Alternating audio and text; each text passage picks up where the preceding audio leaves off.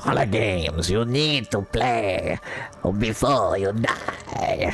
Hello, my name is Reese, and today we'll be discussing exactly that. Horror games you need to play before you leave this plane of existence. Now, for the sake of this video, we will not be including any action horror titles, so you'll not see Resident Evil 4 remake in here, or you'll probably not see Dead Space. They feel like they're more action oriented, so I'm not going to keep them in this list.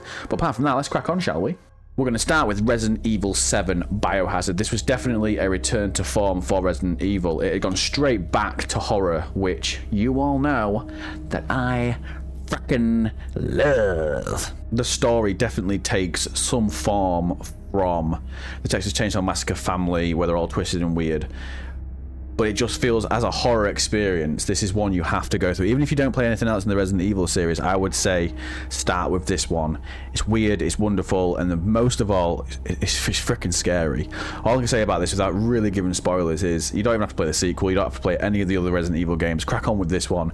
It's a brilliant horror game that just gets back to first person and really makes that experience of that first person scary. This game wouldn't be scary in third person, that's why they didn't create it in third. So yeah, Resident Evil 7 is going to be the first one on this list.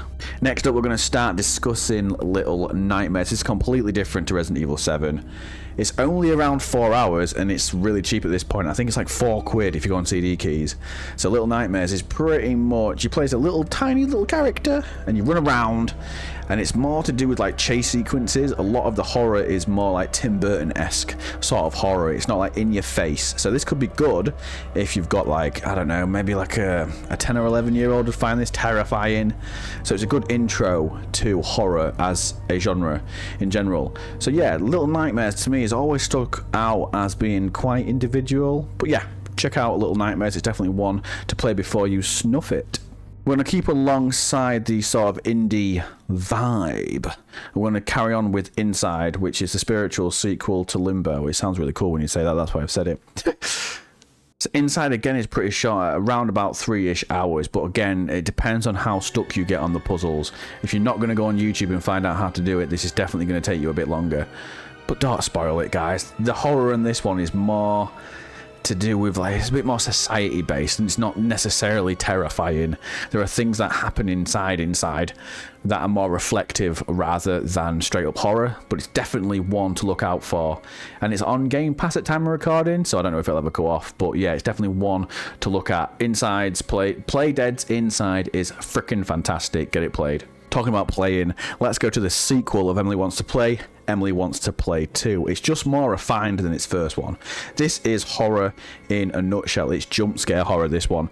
Don't think you're going to go into Emily Wants to Play 2 getting the greatest, sharpest horror game of all time. No, fuck that. You're going to get a basic horror experience which is built around a jump scare. So if you love jump scare movies, this is the video game equivalent. I think Emily Wants to Play 2 smashes the first one out in every single way, shape and form. It's a better game, the dolls are scarier, the story's better, it's less based upon RNG, so definitely check out Emily Wants to Play 2 if you want to play that sort of, you know, scary jump scare horror type video game. I'm sure you all know this is going to be on the list, but we're going to talk about it, and I can't fucking wait. It's Resident Evil 2. Oh, just saying it. You know, oh, it sounds like I'm going to jizz then, doesn't it? I'm just like, ugh, grab the back of my neck like, ugh. Resident Evil 2 is one that you have to 100% play. The remake is what I'm talking about, so I don't really want to get into the original. We all know the original's there, and it's great, but the tank controls, meh. The remake is the one you want. It's just so up to date, and the whole story of Resident Evil 2 is fantastic. The only thing about Resident Evil 2, I need to let you guys speak out in the comments about this, because I'm always sat on the fence. I don't know which is scarier, Resident Evil 2 or Resident Evil 7. I think Resident Evil 7 does horror better, but I think Resident Evil 2 has the better horror icon in Mr. X. So I don't know. I think Resident Evil 2 as a whole journey, though, is a bit more... It's a bit easier to get into. Resident Evil 7 can be a bit intense in terms of horror, whereas Resident Evil 2 doesn't seem to be as scary in my opinion. But yeah, let me know what you think. But definitely the remake of Resident Evil 2 is one that you need to play. Keeping with the creators of Resident Evil, let's talk about the retro beast from 2014, The Evil Within. I can't believe we're talking retros now, 2014. It don't feel 2 seconds ago. Like Xbox 360 and madness, mate. But yeah, Evil Within, 100% grab it. grab it by the meaty balls. This game's difficult. I will say that. That's its biggest downfall. It's fucking hard. They made a sequel to this, and it was a little bit easier. But yeah, just apart from this one being absolutely rock solid, The Evil Within, it takes Resident Evil's style of horror and just updates it a little bit. Well, I say updates it. It's a bit dated now, but at the time, Evil Within felt like a genuine horror experience, and it still does today. It's just a little bit rusty. But if you can, go back and get it on either PC or Xbox 360 or whatever, and just play Evil Within. If you can get past the clunkiness of the consoles, then this is definitely one to grab.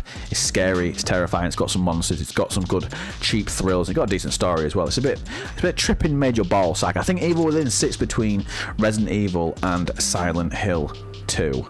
Speaking of Silent Hill 2, I don't want to say much about this one because I've not quite finished the game yet, but what I've experienced of it is definitely up there. I can see now why Konami wanted to remake Silent Hill 2, because I never played the original, but the remake, all I can say is it's worth playing. So I thought I'd just give that a little bit of an honourable mention because I've not finished it, so I don't want to talk about it too much. We're going to move on to now the last one in this list, and that is a game called The Quarry. Definitely play this with somebody else. Do not sit on the sofa and play this by yourself. I cannot imagine it'll be very good by yourself. But with somebody, The Quarry is definitely a unique experience. It's not necessarily the scariest game you're ever going to play, but I was talking to it with my friend Adam months ago, and it's definitely one to play if you're a horror fan. So there we go, guys. There is the list. Obviously, I've not included every single horror game in the world, so naturally, I want to talk to you lovely people about how good the list was versus how painfully shit the list, oh, I can't even speak, the list was. I just think it's always a good time to talk about horror. So thank you so much for watching. There'll be more horror content on here.